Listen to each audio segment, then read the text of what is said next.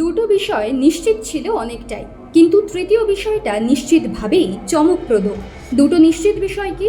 প্রথমত, তৃণমূলের গর্বের ডায়মন্ড হারবার মডেল বড়সড় ধাক্কা খেতে চলেছে, সেখানেই পদ্ম ফুটতে চলেছে। ফলতা পুনর্নির্বাচনের ফলাফলে তারই প্রতিফলন দেখা গেল। বিধানসভা নির্বাচনে বিজেপি শেষ করেছিল 207-এ, ফলতা জিতে 208 পৌঁছালো শুভেন্দু অধিকারীর দল। ফলতায় জয় পরাজয়ের তালিকায় তৃণমূলকে খুঁজতে হলে নামতে হবে 4 নম্বরে। জাহাঙ্গীর খান ভোটের 48 ঘন্টা আগে নাম তুলে নিয়েছিলেন, তবে ইভিএমে ছিল তার নাম। কিন্তু তৃণমূল কার্যত কিছুই করতে পারল না। তারই জেরে ফলতায় চরম পতন দেখা যায় মমতা বন্দ্যোপাধ্যায়ের দলের।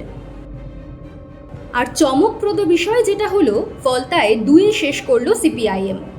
সাম্প্রতিক ভোটের নিরিখে যা বামেদের বিরাট সাফল্যই বলা যায়। ফলতায় বিজেপির জয়ের পূর্বাভাস অনেকেই দিয়েছিলেন। জয় যে বড় ব্যবধানে হতে চলেছে তা নিয়ে সংশয় কমই ছিল, কিন্তু ভোট গণনা শেষ হওয়ার পরে বিজেপি প্রার্থী দেবাংশু পণ্ডার জয়ের ব্যবধান যা দাঁড়ালো তা কজন কল্পনা করেছিলেন বলা শক্ত। 1,49,666 ভোটে ফলতায় জিতলেন বিজেপি প্রার্থী।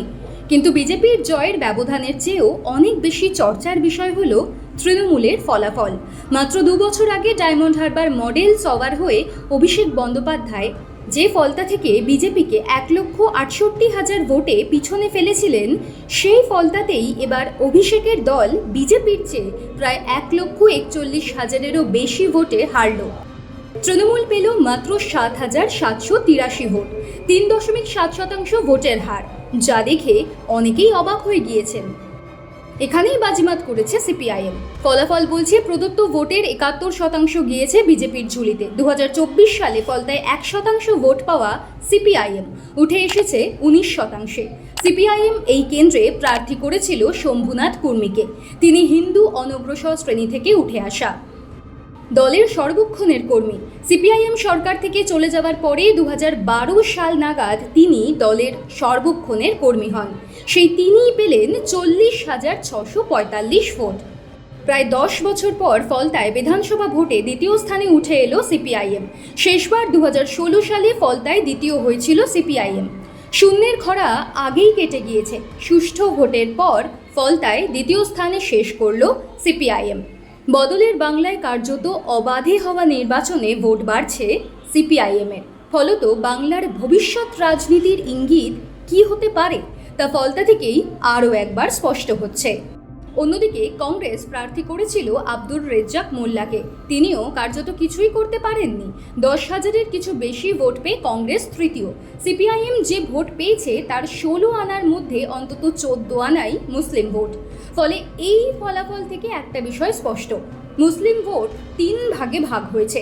কিন্তু বেশিরভাগ সংখ্যালঘু ভোটার বিজেপির বিকল্প হিসেবে আস্থা রাখছেন সিপিআইএমের প্রতি। তবে এমনও অনেকে বলছেন, তৃণমূল যদি রণে ভঙ্গ না দিত তাহলে সংখ্যালঘু ভোট এই মাত্রায় সিপিএমের দিকে চলে যেত কিনা তা নিয়ে সংশয় থেকেই যাচ্ছে। সিপিএম ছাড়া সমস্ত বিরোধীরই জামানত বাজেয়াপ্ত হবে। ফলতার মতো আসনে গায়ের জোরে ভোট করানোর অভিযোগ অতীতে তৃণমূলের বিরুদ্ধে উঠেছে, বিশেষত 2024 সালের লোকসভা ভোটে। পুনর্নির্বাচনে লক্ষাধিক ভোটে বিজেপির প্রার্থীর জয়ের পরপরই মুখ্যমন্ত্রী শুভেন্দু অধিকারীর প্রতিক্রিয়া ছিল, 50 বছর পরে যখন মানুষ নিজের ভোট নিজে দেওয়ার স্বাধীনতা ফিরে পেলেন তখন বাস্তব প্রকাশিত হলো। একই সঙ্গে শুভেন্দুবাবু আঙুল তুলেছেন 2024 সালের দিকে। বিগত নির্বাচনকে পরিহাসে পরিণত করে এই বিধানসভা ক্ষেত্রে 1.5 লাখ ভোটের লিড নিয়েছিল তৃণমূল। ফলতা বিধানসভা কেন্দ্রে মোট 285টি বুথ রয়েছে। সিপিআইএম প্রার্থী শম্ভুনাথ কুর্মীর অভিযোগ ছিল, জাহাঙ্গীরের দাপটে আগে ঠিকমতো প্রচারই করতে পারেননি তিনি। 285টি বুথের মধ্যে 3টি বুথে একদিন প্রচার করেছিলেন মাত্র। ওই সময়ে পরিবেশ এতটাই ভয়াবহ ছিল যে বাকি জায়গায় যাওয়ার সুযোগই পাননি তিনি। এবার প্রচার করার পরে দেখা গেল সিপিআইএম 2 নম্বরে উঠে আসতে পারল। এমনকি শুরুর দিকে কয়েকটি রাউন্ডে বিজেপি প্রার্থী দেবাংশু পণ্ডাকে টক্করও দিয়েছিলেন সিপিআইএমের শম্ভুনাথ। যদিও পরের রাউন্ডগুলিতে ধারাবাহিকভাবে একতরফা এগিয়ে যায় বিজেপি।